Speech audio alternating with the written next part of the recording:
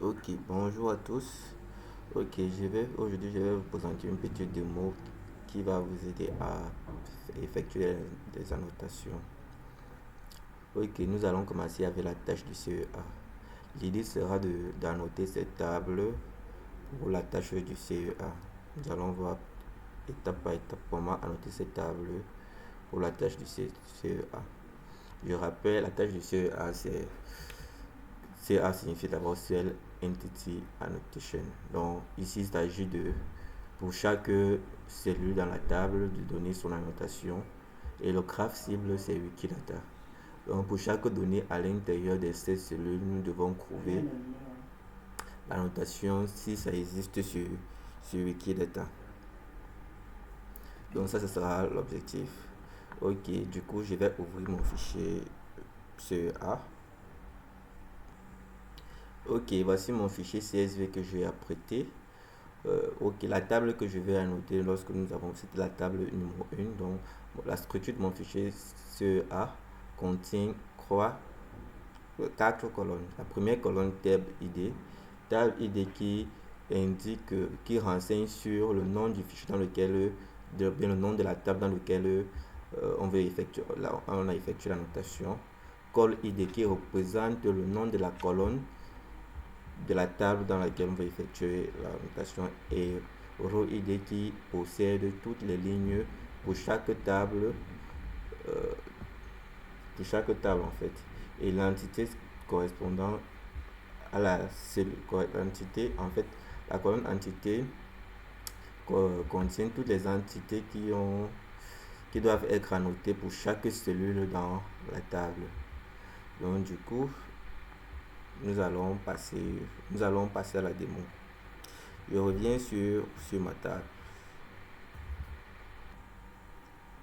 Ok, une fois sur ma table, c'est vrai, j'ai déjà eu à vérifier les annotations. J'ai ajouté cette en-tête-ci parce qu'en temps normal, lorsque nous allons finir les annotations, nous n'allons pas fournir cette, cette en-tête-ci pour le challenge. Donc, nous allons remplacer cette en-tête-ci par call 0, call 1, call 2, call 3 jusqu'à call 22 parce que cette table a 23 colonnes en tout. Donc, la première colonne commence toujours à 0. C'est pour cela que dans notre fichier, on avait l'indice 0 qui commençait. Et la première ligne également est considérée à 0. Mais en temps normal, pour ceux qui vont faire le challenge, ne vont pas annoter ces colonnes-ci pour la tâche du CEA. Donc, parce que ces colonnes-ci sont déjà comme étant des, des types descriptifs pour la colonne. Donc, ils vont commencer à faire les annotations à partir de la colonne, à partir de la ligne 1, en fait, pour chaque colonne. Donc, du coup, ces colonnes-ci seront masquées. Ils auront juste ces noms-ci qui vont apparaître. Et maintenant, pour moi, on ne va pas annoter ceci puisque j'ai essayé de faire des recherches. Il n'y a pas d'entité correspondant à 20, 22, 59 qui renvoie à CEWID. Laissez-moi vous expliquer pourquoi. J'ouvre un peu Wikidata un instant. Ok, voici. Une fois je suis sur Wikidata, je suis par exemple sur une ressource cross-site scripting. Nous voyons que le CEWID ici a pour valeur 79, comme ça pouvait être dans notre colonne 20, 22, ainsi de suite. Lorsque je clique dessus, ça me renvoie vers un lien externe, ce qui veut dire que ce n'est pas une entité Wikidata. Donc, certains d'autres vont dire, ok, ils vont les annoter comme étant des nombres. Non, non. On doit les annoter comme étant, on sait que ce sont des CEWID. Et leur lien ici, c'est entité. C'est là parce qu'on pourra utiliser, si généralement on donne par exemple une fausse annotation en disant, ok, on va par exemple faire la recherche sur Wikidata et on va taper 79. Et la première réponse qui nous est pour faire, on dit ok, on récupère l'ID ici pour du natural number. Pour ceux qui vont faire de l'approche symbolique par exemple, lorsqu'ils vont vouloir par exemple se servir du CA qu'ils ont utilisé pour faire soit du CTA, soit du CPA, ça sera très compliqué parce que sur le CEA, ils vont venir regarder instance of natural number, prime number, odd number, ce sera pas vraiment évident. Numeric value, ils vont regarder un peu cette propriété-ci. Et ils vont toujours se tromper parce qu'ils vont dire natural number, natural number. Donc, du coup, ils vont rater le titre de cette colonne-là. Ok, donc ce n'est pas important. Ce n'est pas nécessaire d'annoter la première colonne de cette table-là. Ok, revenons sur notre fichier. Ok, donc ce qui va nous comme on sait déjà qu'on ne va pas annoter cette colonne-ci, étant donné que on a quand même, pour le moment, on n'a pas encore masqué ces éléments-ci, donc il sera quand même préférable, pas préférable, il sera idéal pour cette colonne-ci d'annoter qu'un seul élément, celui-ci. Donc nous allons annoter CWEID et c'est simple. Nous copions ça et nous partons sur Wikidata. Une fois sur Wikidata, nous faisons la recherche de ceci. Ok. On a un lien Common Weakness Enumeration ID. Nous voyons exactement que lorsque nous avons fait la recherche, nous avons vu qu'une seule entité. Et vous voyez que instance of identifier. Ça veut déjà dire que non seulement je peux utiliser pour la tâche du CTA column type annotation, je peux utiliser Common Weakness Enumeration ID pour dire ok, comme Common Weakness Enumeration ID est le type commun de cette colonne là, ou je peux utiliser identifier. Mais si j'utilise identifier, vous voyez que par exemple identifier cette entité-ci est une instance de identifier. Donc il y aura donc déjà une sorte de hiérarchie qui est déjà établie. Mais du coup, nous ne sommes pas encore dans la tâche du CTA. Donc restons dans la tâche du CEA. Donc ce que nous allons faire, c'est de venir copier cet ID. Bien, nous allons venir ici, copier cet ID, retourner dans notre fichier CSV pour les annotations. Ok, une fois dans notre fichier CSV pour les annotations, nous avons dit qu'au niveau de la table, au niveau de la table 1, on a noté uniquement que la colonne 0 et la ligne 0 qui représentaient les entêtes de notre colonne. Mais je répète, ces entités, bien qu'on va les annoter actuellement, ne vont pas nous aider je vais supprimer toutes ces entêtes là après. Mais l'idéal c'est de faire ces annotations telles qu'elles sont. Donc du coup, je vais revenir sur cette table. Je vais ajouter ici cette entité, c'est ok. Donc du coup, j'ai fait l'annotation déjà de la première colonne, de la cellule qui se trouve entre la cellule de la première colonne et de la première ligne. En fait, j'ai déjà fait l'annotation. Maintenant, étant donné que les autres ne nous intéressent pas, une convention aimerait que ok, on annote ces cellules là par nil, mais on ne va pas le faire puisque imaginez que nous avons 100 colonnes. Nous avons 100 colonnes et que par exemple sur ces 100 colonnes, nous avons que 3 colonnes qui sont annotables. On aura un fichier qui aura des nil partout. Or, ce qui nous intéresse, ce ne sont que des annotations des cellules dont on peut effectuer les annotations. Dans en fait, la cellule dans laquelle on ne trouve pas d'annotation, on la laisse, on ne la note pas. On passe à la cellule différente. C'est pour ça que vous voyez, je quitte de colonne 0, ligne 0 pour colonne 1, ligne 0. Rentrons maintenant dans la table pour voir à quoi correspond la colonne 1, ligne 0. Ok, la colonne 1 que voici, ligne 0, parce que nous sommes ici, on suppose que dans vos fichiers que vous avez actuellement, il n'y a pas cette colonne, ça c'est moi qui l'ai juste ajouté. Colonne 1, ligne 0, name.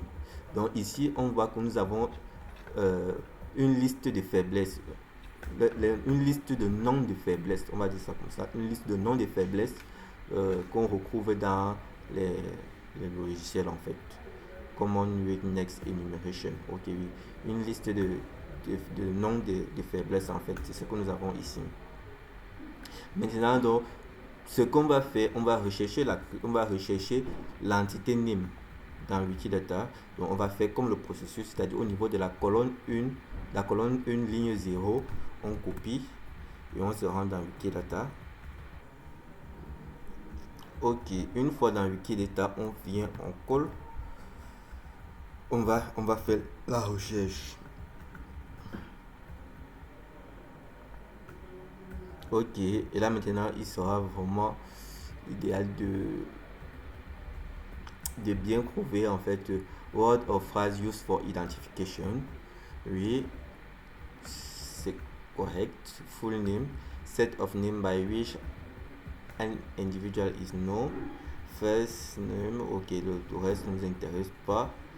Stage name, ok, nous voyons que name c'est l'entité qui correspond vraiment le plus à la description, parce que si on décrit vraiment euh, en fait ce sont des mots ou des phrases qui sont utilisées pour une identification. En fait, lorsqu'on, par exemple, dans notre cas, on veut identifier une liste de faiblesses qu'on reprend le logiciel, donc du coup, on peut dire, ok, c'est cette entité-ci est la bonne. On va copier cette entité, on va rentrer dans notre table CSV pour la noter. Ok, de retour dans notre table CSV, nous venons coller ceci là. Ok, colonne 1, ligne 0, annotation effectuée. Nice.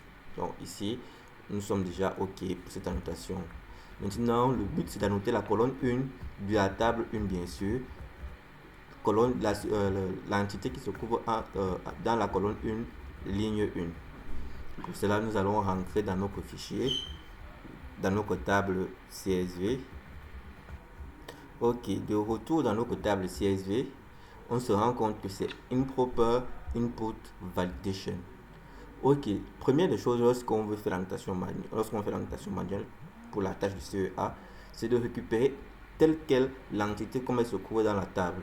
En fait, maintenant si on ne parvient pas à couvrir tel que le nom, par exemple, nous allons voir par exemple Improper Limitation of Partner. On dit qu'il peut encore s'appeler path transversal, ainsi de suite. Pareil pour le reste, on va faire ce qu'on appelle un découpage, essayer de voir est-ce qu'on peut l'entité nommée autrement dans le Wikidata. Donc du coup, ce que nous allons faire, c'est de récupérer le nom de Improper Input Validation, de se rendre également dans Wikidata et de venir faire nos recherches. Improper Input Validation. Nous avons qu'une seule entrée qui est fournie. Et lorsque nous avons une seule entrée qui est une seule sortie en fait qui nous est proposée, nous savons d'office que c'est ça, mais nous devons toujours nous vérifier que c'est vraiment le bon choix.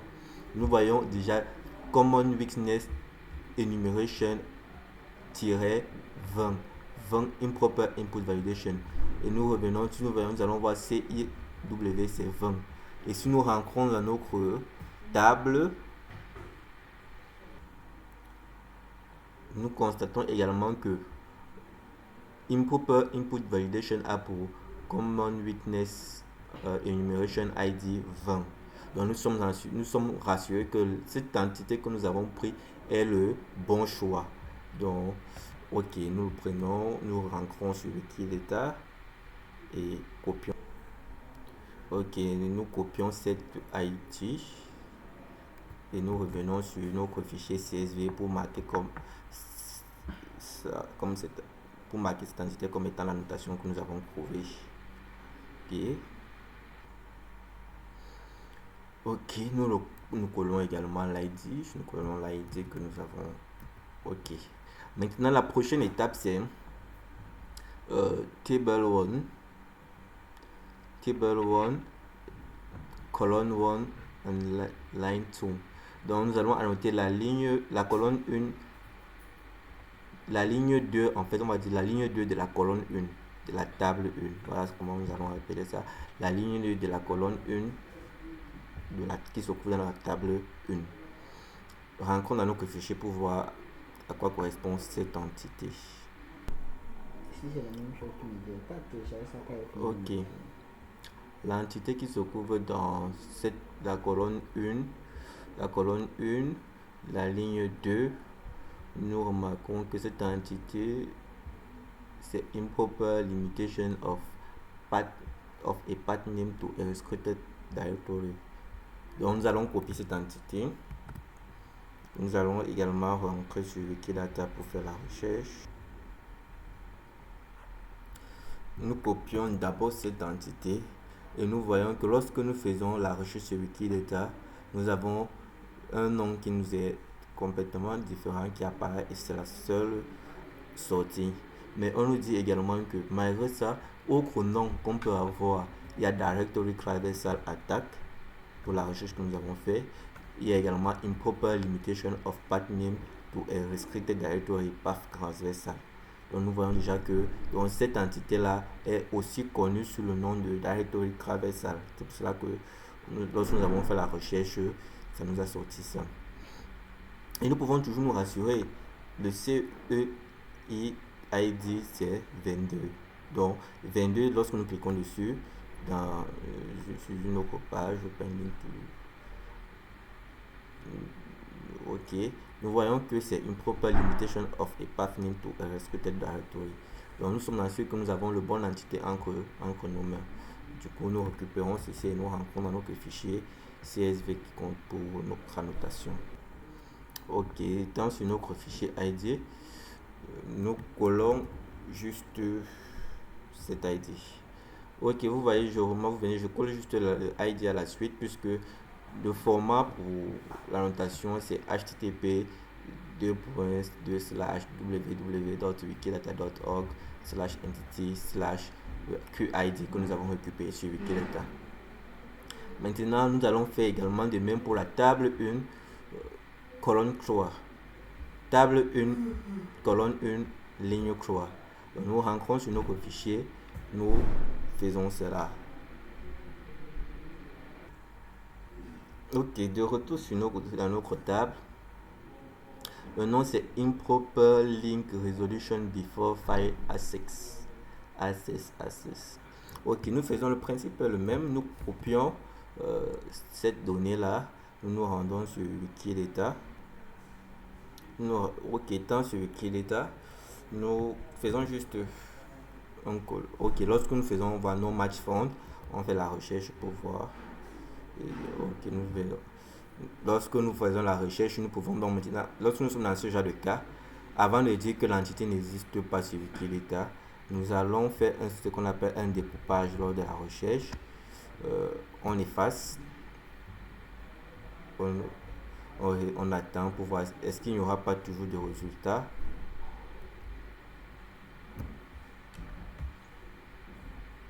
Je lance la recherche globale. On me dit toujours qu'il n'y a pas de résultat. Ok, malgré que j'ai découpé, il n'y a aucun résultat qui ne s'affiche. Ok, on peut rentrer. Je vais également, au lieu de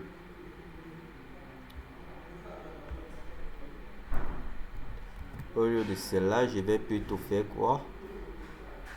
Je vais plutôt faire ceci. Au lieu de rechercher ce name qu'on avait, je vais plutôt remplacer par ceci, link follow. Ok, lorsque nous faisons la recherche de link following, nous avons plusieurs résultats. Nous avons d'ailleurs jusqu'à 500 pages, ce qui est fastidieux. Mais avant de dire qu'un résultat n'existe pas, il faut vraiment... L'idée normale serait de véhiculer ces 500 pages. Mais vous voyez, donc ça va prendre assez de temps. Mais cliquons un peu sur le premier. Le premier nous dit Express Cancel Link Following Accident. Du coup, Scientific Article Publication. Du coup, ça ne nous intéresse pas. Symbolic Link. Ok, ça nous dit File System Object Containing a Reference to Another Object Path. Ça peut être très intéressant. Ça peut vraiment être intéressant. File, ok, on descendons. Subclass of File System Object. Operating System. Different, ok. Ah, il y a un CWI ID qui est de 64. Cliquons sur ça. Ça nous renvoie à Windows Shortcode Following Link. Mais ce n'est pas ce que nous cherche. Nous cherchons Following Link. Donc du coup, on peut rentrer sur notre table et voir l'ID qu'il y avait sur notre table. Est-ce que c'est l'ID 64? C'est ça. On va récupérer cette entité comme étant cela. Donc rentrons sur notre table. De retour sur notre table, nous constatons que c'est plutôt l'élément 59. Donc le ID n'existe pas pour... Il n'y a pas de ID, en fait, le ID 64 ne renvoie pas à Improper Link Resolution Before File Access. ou alors à link following. Du coup, avant de prendre la décision que cette entité n'existe pas, nous allons encore effectuer certains petits, on va dire,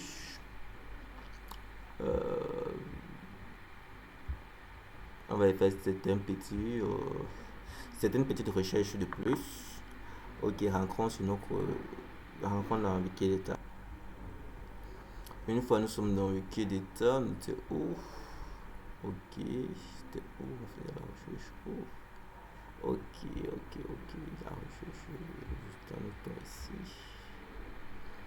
Ok, nous sommes de retour, on rentre dans la liste de nos résultats. Describe at URL item describe at the following URL, mais ça c'est une propriété donc ça ne nous intéresse pas. Following link selection.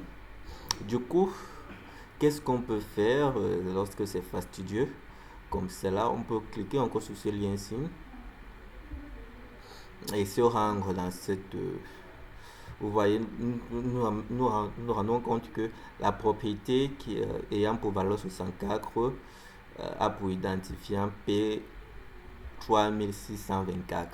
Du coup, j'ai apprêté une requête Wikidata ici qui sélectionne tous les items, c'est-à-dire tous les QID, ainsi que les valeurs de ces QID, en fait, les valeurs, c'est-à-dire les ID en fait en question. Ça, ce sont les QID dans Wikidata et les ID pour les Common Weakness Enumeration, les valeurs. Ok, nous allons récupérer tous les items qui sont liés de part et d'autre par la propriété P3624.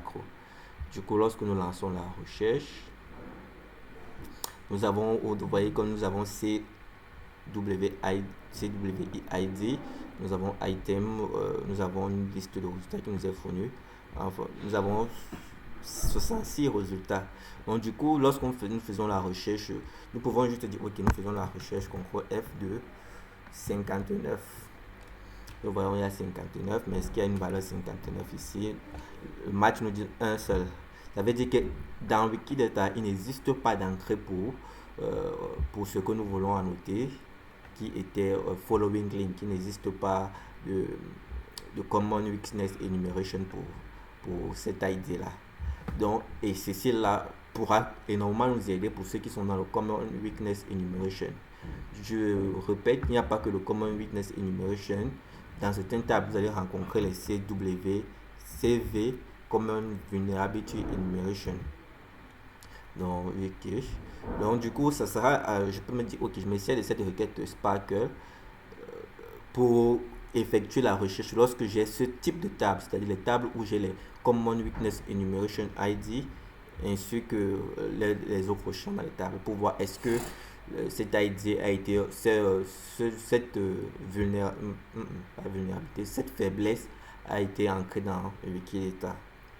Ok, donc du coup comme il n'y a pas, on va juste passer à la notation suivante. Donc nous allons rentrer dans notre fichier CEA et supprimer cette ligne-ci en fait, puisque cette ligne-ci n'est pas à annoter. Donc ce que je vais faire, c'est delete enter row. Ça veut dire maintenant je passe à la ligne 1, à la colonne de la table, dans la table 1, je m'intéresse à la colonne 1 de la ligne 4. Donc la ligne 4 de la colonne 1. Non pas comme ça, la ligne 4 de la colonne 1. Rencontre, et qu'est-ce que cette colonne nous dit? Ok, nous remarquons que cette entité qui se trouve au niveau de la colonne 1, de la ligne 4, c'est improper neutralization of special element used in an OS command ou alors OS command injection. Nous allons juste copier cela et rentrer dans Wikidata ou alors rentrer une fois dans Hey! Ok, comme je le disais tantôt, nous allons copier cette cellule et aller faire la recherche dans Wikidata. Une fois dans Wikidata,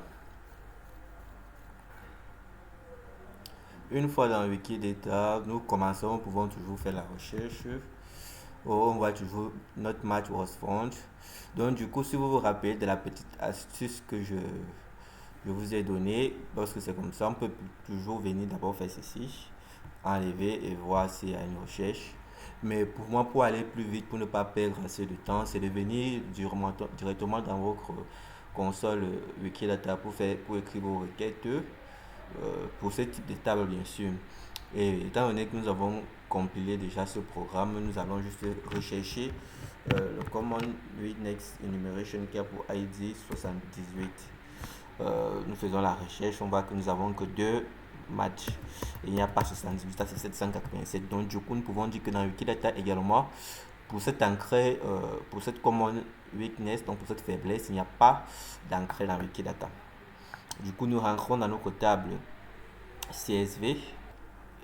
Nous allons également dire que pour cette table CSV, pour ceci, il n'y a pas d'entité qui correspond. À la place, on aurait dû seulement dire OK, nil. Mais comme je vous l'ai dit, si nous avons, par exemple, nous avons 23 colonnes, et sur les 23 colonnes, supposons que nous avons 20 colonnes à noter, et peut-être, disons, nous avons un ensemble de combien de lignes, si je prends le fichier, nous avons 15 lignes à noter, 14 lignes à noter, 22 fois 3, ce qui fait que on va se retrouver 22 fois 18, par exemple, 15 fois 14 fois 18, ça va nous donner beaucoup de lignes qui seront nil, ça ne nous intéresse pas. Ce qu'on veut, ce sont les cellules annotables, les cellules qu'on peut annoter. On n'a pas besoin de mettre nil en ce moment, à ce niveau, dans cette tâche en fait. On n'a pas besoin de mettre nil. Donc du coup, on va dire OK, que de mettre nil. On sait déjà que lorsqu'on arrive et qu'on ne couvre pas la colonne 1, 3, on cherche la colonne 1, 3.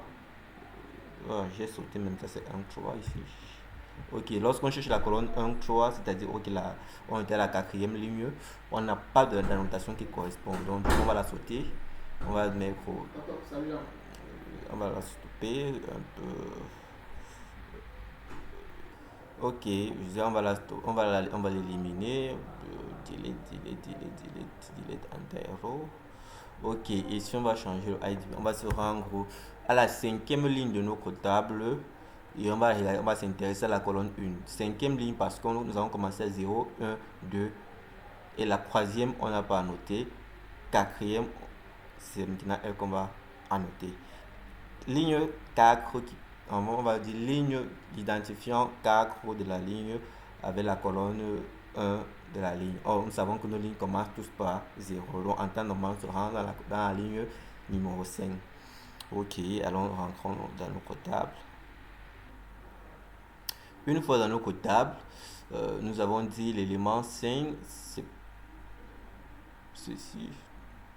0, 1, 2, 3, 4. Ok, l'élément 5 a pour ID 79. Improper neutralization of input during web page generation cross-site scripting. Donc, en gros, je pourrais toujours faire le même procédé, copier-coller, mais je sais déjà que je retiens que son ID c'est 79. Copier-coller, ça c'est juste pour de la démo, mais pour aller plus vite, vous pouvez juste vous servir de la requête SparkQL que je vous ai, du code SparkQL que je vous ai présenté tout à l'heure. Donc, on va refaire le même processus. Ok. Étant dans notre console, on peut rechercher rapidement l'ID 79. Ok, nous voyons que voici l'entité qui a pour ID 79. Du coup, on peut l'ouvrir. Nous voyons cross-site scripting, encore connu sur improper neutralization of input during web page generation. Nous pouvons bien sûr refaire la recherche de ce que nous avons, qui est également, on propose par défaut cross-scripting. Donc le nom, c'est encore cross-site scripting ou alors improper neutralization of input during web page generation. C'est qui nous avons toujours son ID qui n'est pas une entité, c'est un lien externe qui nous renvoie vers le Common Weakness Enumeration ayant pour ID 79. Ok, on revient sur ça, nous copions l'ID. Étant donné que nous avons couvert la notation, nous rentrons dans sur le fichier CEA et nous effectuons notre annotation. On a dit ID 4, nous allons placer l'ID 4. Ok. Nous partons dans la colonne 1 toujours, ID Sim. Nous allons faire la même chose. Une fois dans ID, nous rentrons dans notre fichier, le CSV. Une fois dans ce fichier CSV, nous prenons ce qui nous, étant donné qu'on sait déjà qu'on a un code qui nous permet de nous raccourcir la tâche, nous allons juste faire la recherche de ce ID et voir si on peut obtenir le nom. On peut avoir cette fois-ci improper localization of special email use in an SQL command. Normal c'est ok, an SQL command, SQL injection. Copions le Q et allons le copier dans Wikidata. Une fois sur Wikidata, nous rentrons sur notre console. L'élément dont nous faisons la recherche cette fois-ci, c'est 89. Nous avons l'ID 89. Nous cliquons pour nous rendre sur notre page. Nous avons SQL Injection qui était encore connu sur le nom de SQL et SQL Injection, Injection SQL. C'est ID 89, bien sûr. Cliquons sur ça, on voit que c'est Improper Localization of Special Element Used in SQL Command. Ok, donc du coup, ça va aller un peu plus vite. On a trouvé un pattern qui nous permet d'améliorer la notation manuelle. On part et on effectue notre annotation sans souci. Je viens juste et je n'ai qu'à faire le même processus. Je colle, je rentre, j'ai inscrit la colonne 1 qui m'intéresse à la ligne 6, c'est-à-dire la ligne 7 de ma table. Ok, l'élément qui suit c'est import improper control of generation of code injection. Je vais seulement me reprendre, est-ce que ça existe? Je prends 94, je m'en vais dans Wikidata. Dans Wikidata, la vidéo commence aussi à devenir longue, non pas ici.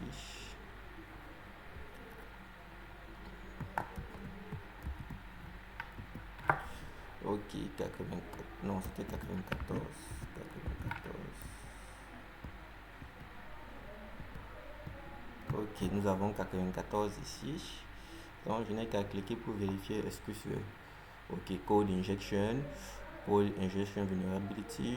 Je rentre vite pour vérifier est-ce que c'est ce que j'ai vraiment besoin, improper control of generation. Du coup, je n'ai qu'à revenir et copier cet ID, aller paste dans mon fichier d'annotation. Dans mon fichier d'annotation, je n'ai qu'à faire le même process. Nous sommes à quel niveau? Nous sommes ici. Ok, je m'intéresse à la ligne 1, colonne 7. En fait, non. Ok, qu'est-ce que j'ai fait? CTRL Z, CTRL Z, CTRL Z, CTRL Z, CTRL Z. Ok. On va faire 1, 6 et 6. Ok. D'accord, maintenant on va partir 1, 7. Ok. 1, 7, 1, 7. Nous rentrons dans notre fichier. Enregistrons d'abord. Rentrons dans notre fichier. Ok, le prochain élément c'est 119. Je vais faire la notation vite vite. 119, je vais aussi faire la recherche. La recherche dans Wikidata. Ok, 119. Ok, il existe bien. Pourquoi j'ai 219? Quel sera le bon? Ok, attendez, je vais un peu partager cet écran. Ok, en faisant la recherche, j'ai deux ID 119. Ça devient problématique. Quelle est le bon entité en ce moment? Or, dans ma table, on avait, c'était improper restriction of operation with the bounds of a memory buffer. Donc, du coup, c'est ça que je vais récupérer. Buffer, est-ce que c'est ça? Est-ce que c'est ça? J'ai ID 120, ID 129. Regardons ce que ça nous renvoie. Improper restriction, ok, ça nous renvoie ça. Allons regarder celui-ci, testons aussi celui-ci. Qu'est-ce que celui-ci nous dit? Vulnerability, ouais. Ouais, vulnerability, ceci. But ceci, improper restriction of operation with the bound of memory. Mais quelle est l'entité qu'on va prendre? Pour moi, je ne prendrai pas ceci. Pourquoi? Parce que vous allez voir, ceci, on décrit les vulnérabilités logicielles présentes dans OpenSSL. On décrit en fait les vulnérabilités. Or, ce que nous, on voudrait plus, ce sont les faiblesses. Lorsque nous venons ici, euh, on va anomally in computer security and programming that could be exploited as a security vulnerability. C'est aussi la même chose. C'est la même chose. Parce qu'il y a common vulnerability, mais quelle entité pourrait bien décrire ça? Voilà, on va prendre ceci. Improper restriction of operation with the bound of a memory buffer. Parce que c'est encore un de ces noms. Par contre, ici, nous n'avons pas ça. Nous avons, non, ici, nous n'avavons pas cette autre appellation. Nous avons plutôt head, bad, bug. Voilà, common vulnerability. On précise bien que c'est common vulnerability. Nous sommes dans les CWE. Donc, il faut faire très attention lorsqu'on rencontre ce type d'annotation. Se rassurer vraiment que nous respectons le contexte. Donc, nous allons prendre l'entité buffer overflow qui est encore appelée improper restriction of operation within the bounds of a memory buffer. Ok, nous allons prendre cette entité et aller faire notre annotation avec. Nous allons passer à la prochaine qui est 1.8. 1.8 qui nous dit quoi? Ok.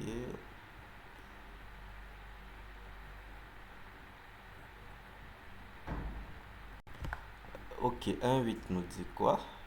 1.8 nous dit que nous avons use of externally control format screen. Nous allons juste copier avec le ID et aller dans notre console Wikidata, faire la recherche de 134. Nous n'avons pas d'encre qui correspond exactement à 134 dans Wikidata. Si je partage cet écran avec vous, vous le verrez de vous-même qu'il n'y a pas d'entrée existante pour Wikidata. Vous voyez, lorsque je tape, nous avons 134 ici, mais ça c'est 1342. Donc du coup, nous n'allons pas annoter cette table. Nous allons revenir et dire juste dans le fichier CSV, cette ligne ici, on va la remplacer par 9. Nous allons partir dans 9, dans notre source 9. Dans notre fichier, ok, excusez-moi un peu, je confonds les thèmes. Nous allons rentrer dans notre fichier et voir ce que nous dit le 1.9 qui est 1.9, oui, parce que je suis, c'est 0, 1, 2, 3, 4, 5, 6, 7, 8, 9. Ah, c'est le 1.9 qui n'était pas notable aujourd'hui.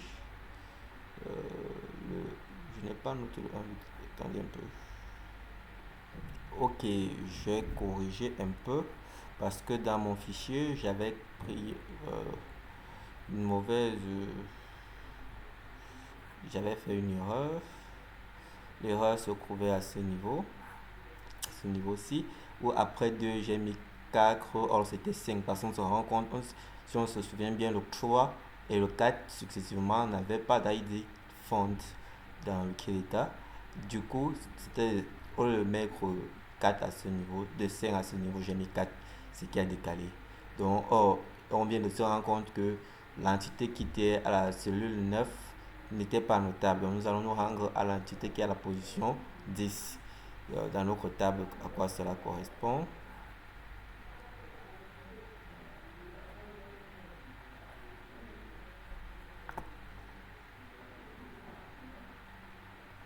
Dans notre table, cela correspond à ceci.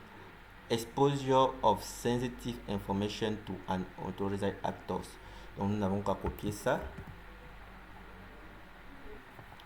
rentrer dans Wikidata, faire notre recherche. Nous avons également encore ce même problème 202 fois. Que faire? Nous allons juste refaire le même processus, identifier l'entité que nous devons prendre. Nous voyons derrière le nom d'abord nous renseigne exposure of sensitive information to unauthorized actor.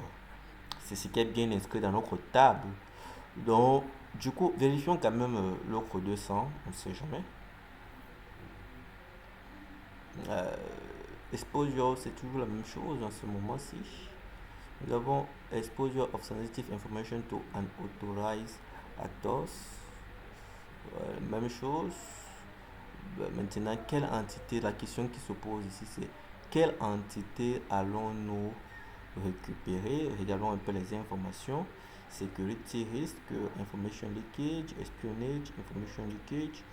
Ok, revenons un peu dans celui-ci, disclosure, process, professional secret access, revelation, confession. Vous voyez que d'office, on dit déjà qu'au niveau de ça, c'est cool. Non, il y a quand même ce à identifier, ce qui est juste. Mais vous voyez, moi, je préfère prendre celui qui aura pour identifier celui-ci. Vous voyez un peu. Donc, c'est un peu ça qui doit nous orienter. Tous ces termes, ici, nous avons pour identifier cette entité, parce que c'est lui qui permet d'identifier cette entité. Information leak, c'est-à-dire encore exposure of sensitive information. Mais or, ici, on nous dit que pour identifier cette information, nous avons ceci, c'est vrai que nous avons une liste d'identifieurs ici. Nous avons une liste d'identifieurs. Est-ce que les informations dans les autres cellules ne peuvent pas nous aider à prendre une décision? Laissez-moi vérifier. Table graph de product content code.